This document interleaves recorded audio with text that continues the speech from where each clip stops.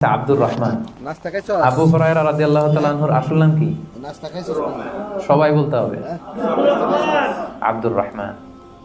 তো উনি আবু হুরায়রা হলেন কি করে? হিররাতুন মানে বিড়াল, আর হুরায়রা মানে ছোট্ট বিড়াল। তো উনি বিড়াল পালতেন, বিড়াল নিয়ে দুষ্টামি করতেন। আমাদের অনেকে শখ আছে, ঘরে আমরা বিড়াল পালি। তো উনি একবার ঢোলা জামা, জুব্বার আস্তিনের মধ্যে বিড়াল নিয়ে রাসূল সাল্লাল্লাহু আলাইহি ওয়াসাল্লামের কাছে আসলেন। আল্লাহ রাসূল দেখলেন যে আবু হুরায়রা বিড়াল নিয়ে দুষ্টামি করতেছে। তো আল্লাহ রাসূল সাল্লাল্লাহু আলাইহি ওয়াসাল্লাম রসিকতা করে মজা করে ডাক দিলেন, ইয়া আবা হুরায়রা, এই বিড়ালের বাবা। আসলে নাম কি ছিল? আব্দুর রহমান। টাকা দরকার ছিল ইয়া আব্দুর রহমান।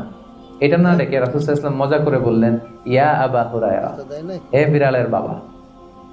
তো রাসূল সাল্লাল্লাহু আলাইহি ওয়াসাল্লাম কিন্তু এরকম মজা প্রায় করতেন, প্রায় সাহাবাদের মধ্যে তিনি মজা করতেন, রসিকতা করতেন। তবে এটা হালাল রসিকতা ছিল, হালাল এন্টারটেইনমেন্ট।